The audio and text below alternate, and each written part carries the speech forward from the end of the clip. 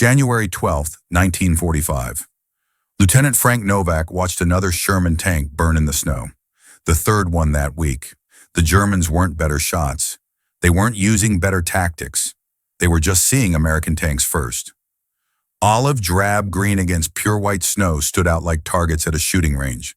German tanks painted white disappeared into the landscape until they were close enough to kill. Novak's tank group had lost 6 crews in 10 days, not because they fought poorly, but because they were easy to see. The Army had spent billions developing the Sherman tank, the armor, the gun, the engine, but nobody had thought to paint them white for winter. That mistake was killing men. Novak stared at another smoking wreck and made a decision that would get him either court-martialed or praised. He was going to steal paint. This is the true story of how one tank commander's unauthorized taking of German whitewash turned 15 visible Shermans into invisible hunters, and why winter camouflage became standard practice because one officer refused to keep dying in olive drab. Before we continue, if you're interested in the untold practical stories of World War II that nobody teaches, hit subscribe. These stories changed warfare but never made it into official histories. The Battle of the Bulge had entered its 4th week. What began as a surprise German attack on December 16, 1944, had turned into brutal winter warfare across the Ardennes region of Belgium and Luxembourg. German forces had pushed deep into American lines, creating a dangerous bulge in the Allied front. By January, the attack had stopped, but fighting remained brutal. The weather was merciless. Temperatures dropped below 0 Fahrenheit. Snow covered everything. Visibility went from terrible to impossible. Supply lines struggled. Soldiers froze in dirt holes. And tank crews discovered that their carefully engineered war machines had a fatal flaw nobody had considered. They were the wrong color. Lieutenant Frank Novak commanded 3rd Platoon, Baker Company, 3rd Armored Division, 5 Sherman tanks, 15 crew members at full strength. By January 12th, he'd lost 6 men killed and 4 more wounded badly enough for evacuation. Not from better German firepower, but from being seen first. Novak was 26, a pre-war mechanical engineering student from Ohio who joined in 1942. The Army recognized his technical skill and sent him to armor school at Fort Knox. He graduated near the top of his class, not because he was particularly brave, but because he understood machines and how they worked, or failed to work. What failed in the Ardennes wasn't mechanical, it was visual. American Sherman tanks were painted olive drab, standard issue. The color worked perfectly in European forests, blending with vegetation. But when snow covered the landscape, that same paint became a death sentence. Dark green shapes stood out against white backgrounds at extreme distances. German gunners could spot American armor from over 1,000 yards away, giving them every advantage in choosing where to fight and where to shoot from. German tanks had no such problem. Years of brutal Eastern Front warfare against the Soviet Union had taught the Germans hard lessons about winter camouflage. Every German armored vehicle operating in winter conditions carried supplies of temporary whitewash paint, water-soluble, quick-drying, easily removed when seasons changed. It wasn't permanent or pretty, but it worked. White tanks disappeared into snow, invisible until they were close enough to guarantee kills. Novak had watched the pattern repeat over and over. His group would advance through snow-covered ground. German armor would be positioned somewhere in the white landscape, completely invisible. The first sign of enemy presence would be a shell hitting an American tank. By the time American crews spotted the source and returned fire, Germans had already fired 2 or 3 times, usually with terrible results. The math was brutal. In 9 fights over 2 weeks, Novak's group spotted the enemy first only twice. 7 times Germans fired first. Better visibility equaled better survival. On January 10th, Novak lost his best crew. Sergeant Mike Torres, a veteran tanker from Texas who'd survived North Africa and Normandy.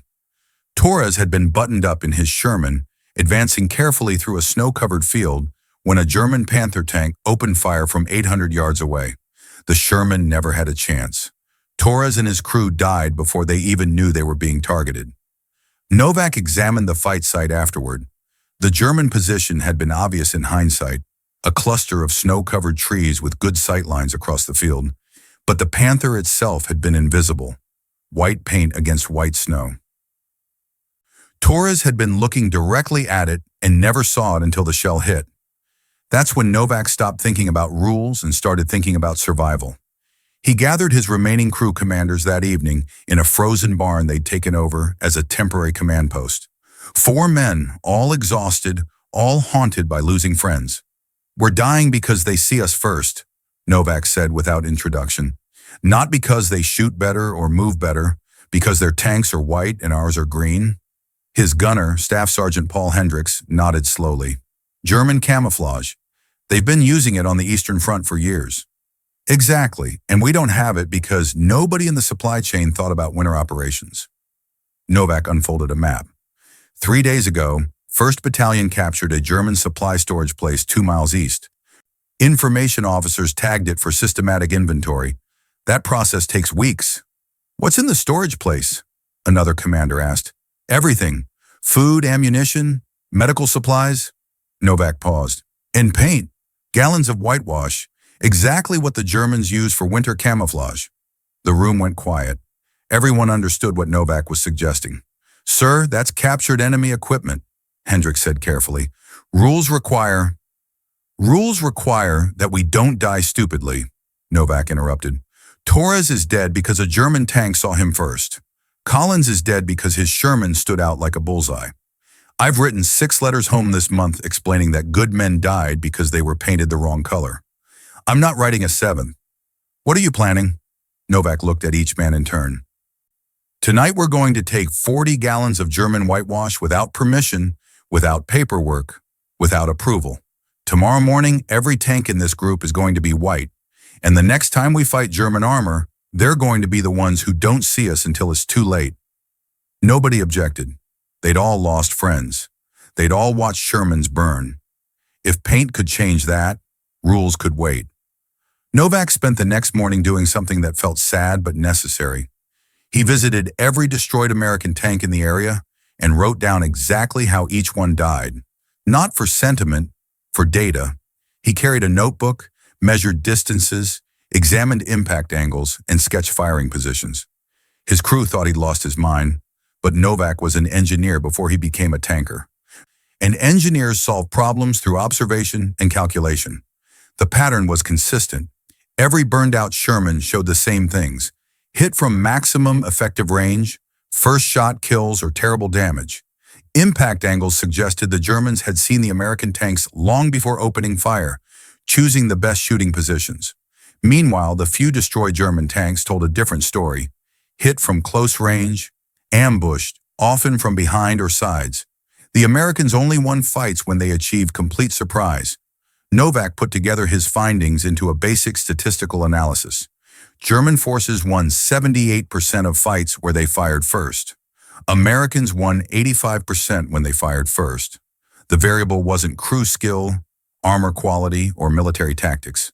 It was visibility. He presented his analysis to Captain Raymond Walsh, the company commander, that afternoon. Walsh listened while warming his hands over a portable stove in the company command post. "Your conclusion?" Walsh asked when Novak finished. "Sir, we need winter camouflage immediately. The Germans have it. We don't. That difference is killing us." Walsh nodded slowly. "I agree. I've been requesting winter paint through supply channels for 3 weeks. The answer is always the same: not available, low priority, maybe next month. Next month, half this company will be dead." "I know that, Lieutenant, but I can't create paint out of thin air."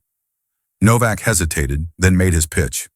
"Sir, the captured German storage place has whitewash, probably dozens of gallons. If we could take—" "Stop right there." Walsh held up a hand. "That storage place is under division control.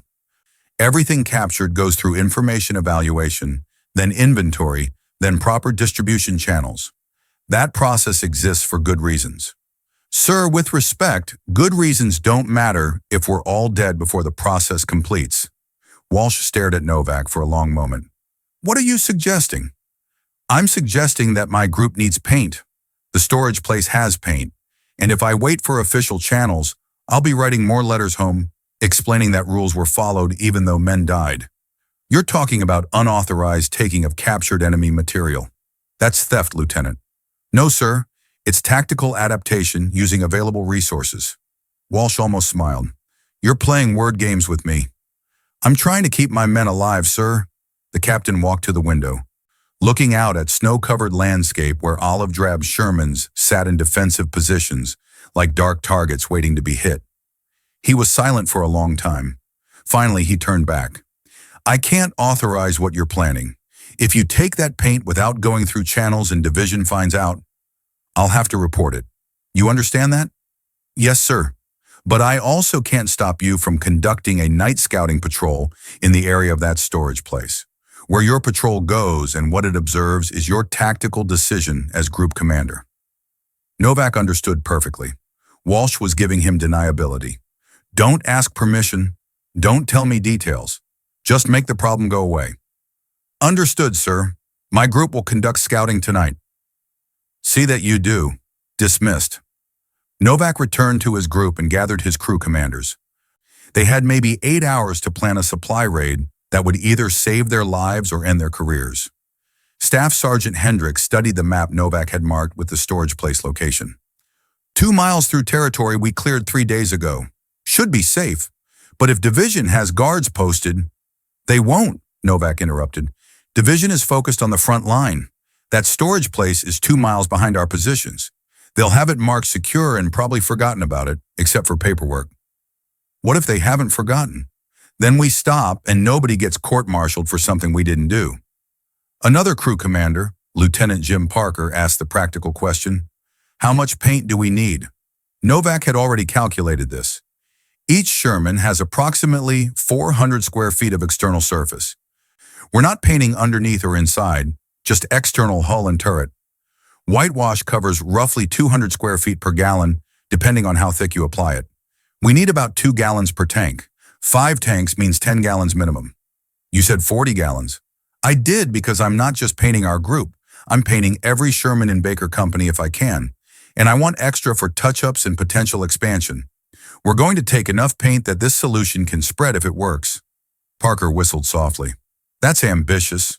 Also definitely theft. It's resource reallocation, Novak corrected. The paint was made by Germans for German use. We captured it. Now we're using it. That's how captured equipment works. Except for the part where we're supposed to wait for permission. Permission that will come in weeks if it comes at all. Parker, we've lost 6 crews in 10 days. 6? And not because we fought badly, because we were easy to see. If paint fixes that and we wait for paperwork, we're idiots. Nobody argued with that logic. They spent the afternoon preparing. 2 trucks covered to hide cargo. 8 men, enough to load quickly, but not so many that the patrol looked like a supply convoy. Weapons just in case, and most importantly, a cover story. Night scouting to check storage place security and assess captured equipment condition. Completely legitimate patrol activity. As darkness fell, Novak briefed his volunteers one final time. We get in, we load paint, we get out, fast and quiet. If anyone official is there, we stop immediately. If we're caught after taking the paint, I take full responsibility. Everyone clear? They were clear. At 9 p.m., the 2 trucks rolled east through snow-covered roads. Novak rode in the lead vehicle, studying the landscape. 2 miles wasn't far, but in winter darkness, every mile felt longer. They passed destroyed German vehicles from the earlier fighting. Frozen corpses still visible in some positions.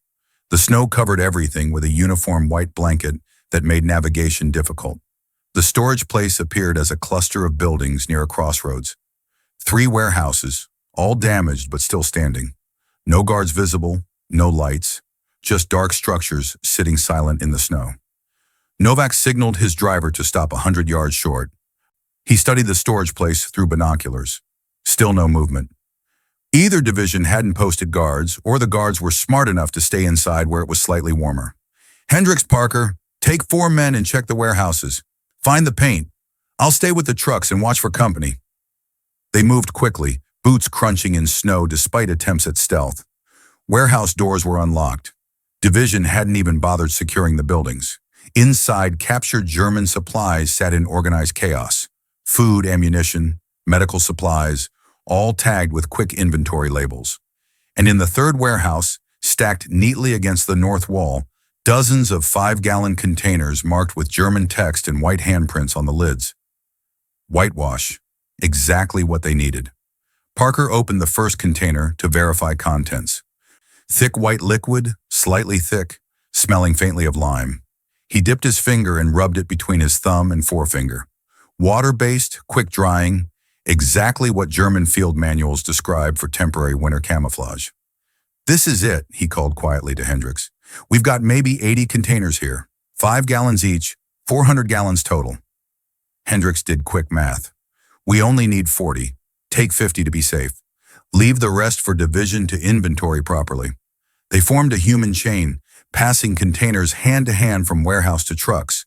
The work went faster than expected. Within 20 minutes, 50 containers sat secured in the truck beds, covered with tarps. Then the complication arrived.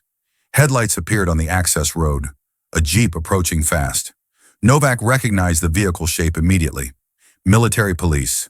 Someone from division headquarters making a security check. "Everyone in the trucks now." His men scrambled aboard.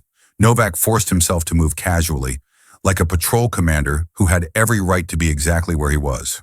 The Jeep pulled up 10 yards away. 2 MPs climbed out, hands near their sidearms but not threatening. Yet. The sergeant in charge approached Novak. "Sir, this storage place is restricted. What's your business here?" Novak kept his voice calm, professional. "Night scouting patrol, 3rd Platoon, Baker Company, 3rd Armored, checking storage place security and assessing captured equipment condition. At 10 RPM? Germans don't only attack during daylight, Sergeant. We patrol when ordered." The MP studied Novak's face, then glanced at the covered trucks. "What's under the tarps?" This was the moment. Lie and potentially get caught. Tell the truth and definitely get arrested. Or find a middle ground. "Captured German equipment we're relocating to company supply," Novak said. The statement was technically true, just missing the part about permission. "I need to verify cargo." Novak's mind raced. If the MP saw 50 containers of whitewash, questions would follow. Questions led to radio calls. Radio calls led to officers. Officers led to taking the paint away and court-martial. He made a decision. "Sergeant, I've got 15 men in 5 tanks who are dying because German armor sees them first in the snow. That cargo might keep them alive tomorrow. If you want to inspect it and write a report that delays use, that's your authority. But those 15 men will be just as dead whether the paperwork was filed correctly or not." The MP sergeant hesitated. He'd been in combat. He understood the gap between rules and survival. But he also had a job. "Sir, I have orders to secure this storage place. That includes inventory control." "Understood.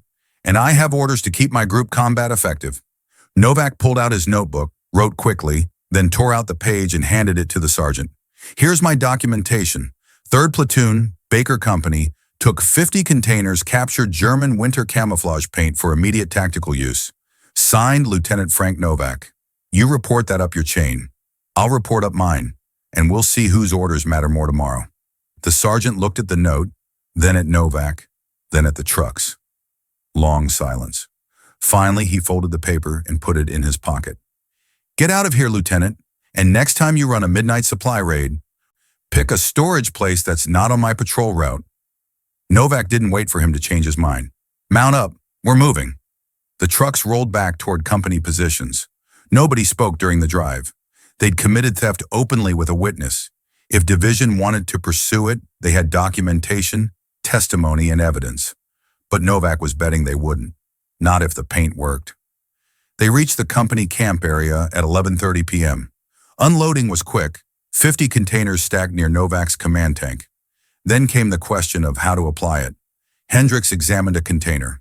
"Instructions are in German, but I think I get it. Mix with water. Apply with brush or spray. Dries in 30 minutes. We don't have 30 minutes per coat. We need these tanks white by dawn. Then we use more paint, thicker application, and pray it dries fast." They woke every available crew member, 20 men, 5 tanks, working by moonlight and shielded lanterns. They poured paint into buckets, added snow for mixing, and started applying it with whatever they could find. Brushes, rags, even bare hands. The work was cold, messy, and boring. Paint froze on their gloves. The smell was terrible. But slowly, inevitably, the dark green Shermans began to disappear under coats of white. By 3:01 a.m., Captain Walsh appeared. He stood silently watching olive drab tanks transform into white shapes that blended into the snow around them. Finally, he approached Novak. "Lieutenant, I'm going to ask you one question. Did you follow proper taking procedures?" "No, sir." "Did you steal that paint?" "I took captured enemy equipment for immediate tactical use, sir." Walsh almost smiled. "That's not an answer." "It's the only answer I have, sir." The captain walked around the nearest Sherman, studying the paint job. Rough, uneven, but effective. The tank was already harder to see against the snow. "Division is going to hear about this. An MP sergeant filed a report 20 minutes ago." Novak's stomach dropped. "Yes, sir." "You're probably going to face questions, maybe worse." "Understood, sir." Walsh turned to face him. "But those questions won't come until after the next fight. And if your invisible tanks perform the way you think they will, those questions might not matter anymore." He paused. "Get the rest of the company's tanks painted. All 15. If you're going to commit unauthorized taking, commit it completely." By dawn, all 15 Sherman tanks in Baker Company were white. Rough, uneven, but working.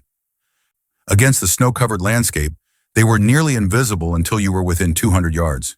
The transformation was startling. Other units noticed immediately. Soldiers from nearby companies walked past, stopped, stared. Some laughed. Others looked thoughtful. Word spread fast. Baker Company had painted their tanks white using captured German supplies without permission. Battalion headquarters heard about it by 8 a.m. Major Edward Collins arrived 30 minutes later, his jeep sliding to a stop in front of Novak's position. His expression suggested this wasn't a congratulatory visit. "Captain Walsh, Lieutenant Novak, explain why 15 tanks under my command are painted like German vehicles." Walsh let Novak answer. "Sir, winter camouflage. German practice. We're adapting for tactical advantage." "Adapting?" Collins walked around the nearest Sherman. "You mean stealing German paint and applying it without permission, inventory, or supply approval?" "Yes, sir, that's accurate." "Do you understand what you've done? Unauthorized use of captured equipment, violation of getting rules, possible wrong taking of military resources." Collins counted on his fingers. "I could have you court-martialed on 3 separate charges." Novak stood at attention. "Yes, sir, but I can keep my crews alive. Court-martial me after they survive." Collins stared at him. Around them, tank crews watched silently. The major was facing a choice every officer understood. Follow rules or follow results. Punish new ideas or reward effectiveness. "These tanks are scheduled for combat patrol at 2:00 p.m., Sector 7, where we've been taking casualties all week." Collins pointed at Novak. "Your white tanks will lead. If this works, we'll discuss your taking methods later. If it fails, you'll face charges immediately. Clear?" "Yes, sir." Collins left. Walsh approached Novak quietly. "You just bet your career on paint." "I bet 15 crews' lives on visibility, sir. The career is secondary." At noon, other company commanders started appearing. They examined the white Shermans, asked questions about how to apply it, calculated how much paint they'd need for their own tanks. The idea was spreading before it had even been tested. Lieutenant Parker pulled Novak aside. "Word from battalion. 6 other tank commanders want whitewash. They're asking Division where to get it." "What did Division say?" "They said it's not in the supply system. Then someone mentioned Baker Company somehow got it." Parker grinned. "Division is very interested in your getting methods. Let them be interested after we prove it works." At 2 p.m., 5 white Shermans rolled out on combat patrol. Sector 7 was a snow-covered valley with German positions known to be in the surrounding hills. American patrols had been ambushed there twice in the past week. German tanks would appear from hidden positions, fire first, disappear before American forces could respond effectively. Today would be different. Novak commanded from the lead tank. Hendricks manned the gun. They advanced slowly through the valley, every crew member scanning for threats. The white paint made Novak's Sherman blend into the snow. From a distance, it was just another white shape in a white landscape. At 2:30 p.m., Hendricks spotted movement. Contact, 2 o'clock. Looks like German armor. Novak swung his binoculars right. A German Panzer IV, also painted white, was positioning near a tree line 800 yards away. The German crew seemed focused on something else, scanning the valley but not seeing the American tanks already there, because the Americans were invisible. "Hold fire," Novak ordered quietly. "Let's see how close we can get." The 5 Shermans continued advancing. 600 yards, 500, 400. The German tank still hadn't reacted.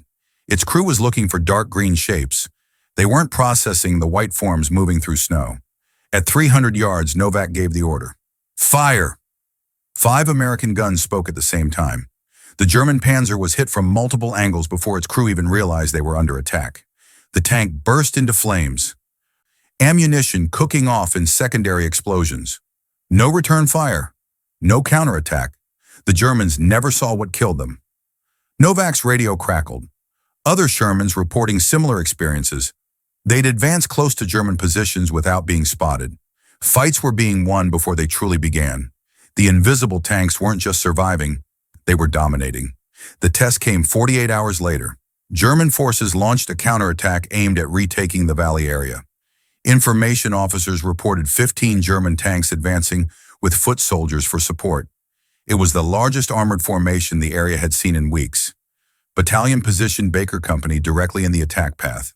Novak's 15 white Shermans spread across defensive positions, hidden behind snow-covered ridges. From any distance, they were invisible, just white shapes in white landscape. Major Collins observed from a command post overlooking the valley. He'd brought 2 colonels from division headquarters. They wanted to see if the unauthorized paint job was genius or disaster. At 9:20 a.m., the German column appeared, 15 tanks, mostly Panzer IVs with 2 Panthers. Foot soldiers followed in half tracks, standard attack formation. The Germans advanced confidently, scanning for American positions. They saw nothing. Novak waited. His entire company waited, silent, invisible, watching German armor roll closer. 800 yards, 700, 600. The German column continued advancing, assuming the valley was clear or lightly defended. Their rules emphasized spotting enemy positions from maximum range, fighting from defensive advantage. But their rules assumed they'd see the enemy. They didn't. At 400 yards, Novak gave the order across company radio. "All units, fire!" 15 American guns opened at the same time. The valley erupted. German tanks were hit from multiple angles, caught in a terrible crossfire they never saw coming. The lead Panther took 3 rounds within seconds, its turret blown completely off. 2 Panzer IVs exploded immediately. Others tried backing up but collided in confusion. German foot soldiers scattered, trying to find cover from threats they couldn't identify. Machine gun fire cut through their formation. Mortars landed with precision. The entire German attack dissolved into chaos within 90 seconds. Novak's gunner tracked a fleeing Panzer IV. "Target right. Moving. Fire." The shell connected. The German tank lurched, smoke pouring from hatches. Around the valley, similar scenes repeated. White American tanks firing from hidden positions, German forces unable to find targets. Every advantage the Germans had used for weeks, better visibility, first shot ability, choosing where to fight, had reversed completely. The battle lasted 11 minutes. When it ended, 13 German tanks were destroyed or disabled. 2 escaped back toward their lines. American casualties, 0 tanks lost, 0 crew killed, 3 wounded from foot soldier, small arms fire. Collins lowered his binoculars. One of the colonels beside him spoke quietly. "I've never seen a one-sided fight like that." "Neither have I," Collins admitted. They drove down to the valley where Novak's tank sat, turrets still tracking potential threats. Novak climbed out when he saw the senior officers approaching. "Lieutenant Novak." The colonel's tone was neutral. "I understand you took captured German paint without permission." "Yes, sir." "Painted 15 tanks in violation of getting rules." "Yes, sir." "And started a tactical change that just destroyed an entire German armored column with 0 friendly losses." Novak said nothing. The colonel looked at the white Sherman, then at the burning German wrecks scattered across the valley. Your unauthorized paint job just proved that visibility determines survival. Every tank commander who watched this fight now wants whitewash. Division supply has no idea where to get it, because you stole the only supply we had. Sir, there were 80 containers in that storage place. We took 50. 30 containers remain. Not anymore. 6 other units raided that storage place last night. The paint's gone. Everyone wants to be invisible now. The colonel almost smiled. You've created a supply crisis by solving a tactical crisis. Sir, if I may, German positions across this entire front probably have whitewash. Every time we capture a storage place or supply dump, we should prioritize paint the same as ammunition and fuel. The colonel nodded slowly. That's good thinking. I'll make that recommendation to division. He paused. Your taking methods were completely improper. Your violation of rules was obvious, but your results are undeniable. No charges will be filed. Consider this a warning against future unauthorized supply takings. Understood, sir. After the officers left, Hendricks climbed out beside Novak. We just won without anyone dying. We won because they couldn't see us, Novak corrected. Same principle that's been killing us for weeks, just reversed. Word spread faster than official channels could control. By the next morning, tank commanders across 3 divisions were requesting winter camouflage. Some sent formal requests through proper channels. Others simply raided any captured German position that might contain whitewash. Division supply officers found themselves overwhelmed by demands for something that didn't exist in American inventory. They sent urgent requests up the chain. Tank crews need winter paint. Germans have it. We don't. Recommend immediate getting. The response from higher headquarters was slow and full of bureaucracy. Winter paint wasn't in the supply catalog. Getting procedures required manufacturer details, contract talks, production timelines. Best estimate, 6 weeks minimum. 6 weeks was unacceptable, so tank crews improvised. They mixed their own whitewash from lime, water, and whatever white coloring they could scavenge. The results were inconsistent but working. Some units used bed sheets draped over hulls. Others spray painted with whatever they found. The methods varied, but the principle remained constant. Invisible tanks survived. Visible tanks died. Novak's group continued operations through January and into February. The white Shermans gave them consistent advantages in every fight. German forces adapted slowly, adding their own white camouflage more carefully, but the Americans had closed the visibility gap. Baker Company's casualty rate dropped 70%. 0 tanks lost to enemy fire in 4 weeks following the paint application. Other units reported similar results. In late February, Major Collins called Novak to battalion headquarters. Division wants your after-action report on winter camouflage effectiveness. Write everything. Application methods, fight results, tactical recommendations. Make it detailed. Yes, sir. May I ask why? Because Supreme Headquarters Allied Expeditionary Force is revising cold weather practice for next winter. Your unauthorized paint job is becoming official policy. Novak wrote a 12-page report, technical details, statistical analysis, tactical applications. He included photographs of white Shermans in snow, demonstrating visibility reduction. The report went up through channels and disappeared into the military paperwork system that would eventually transform battlefield innovation into official practice. If this story showed you how one unauthorized decision changed military practice, hit subscribe. These practical lessons save thousands of lives but rarely appear in official histories. The war in Europe ended May 8, 1945. Frank Novak was in Germany when the announcement came. His group had advanced through the Rhineland, across the German border, deep into enemy territory. The white paint was long gone, scrubbed off when spring arrived and snow melted. But the lesson remained. The Army discharged Novak in September 1945. No medals for paint theft. No official recognition for tactical innovation, just standard discharge paperwork and a train ticket to Ohio. He returned to his interrupted engineering studies at Ohio State University, graduated 1947, took a job with an automotive paint maker in Detroit, spent 30 years developing industrial coatings. Never mentioned the war much. When people asked, he'd say he drove tanks and came home. His family discovered his service record after he died in 1982. Among his papers was a faded photograph from January 1945, 15 white Sherman tanks arranged in formation, barely visible against snow. On the back, someone had written, "Baker Company, the Invisible Group." By the time of the Korean War, winter camouflage was standard issue. American tanks rolled off factory assembly lines with removable white paint panels. Field manuals included detailed winter camouflage procedures.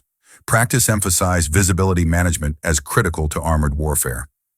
None of the official documentation mentioned Lieutenant Frank Novak or the midnight raid on a German supply storage place. The innovation was credited to field adaptations during the Battle of the Bulge. No names, no specifics, just acknowledgement that soldiers in combat had figured out something planners hadn't considered. The stolen 40 gallons of German whitewash had transformed into official military practice, affecting thousands of vehicles and tens of thousands of soldiers. The theft that could have ended in court-martial instead ended in fundamental change to how armies painted tanks for winter warfare. Sometimes the most important innovations don't come from laboratories or planning committees. They come from one officer who refused to watch more men die while waiting for proper permission. Frank Novak didn't invent winter camouflage. He just stole it, applied it, and proved it worked. The Germans had learned the lesson on the Eastern Front. The Americans learned it in the Ardennes. And the price of that education was measured in burned tanks and dead crews, until one tank commander decided that survival mattered more than rules.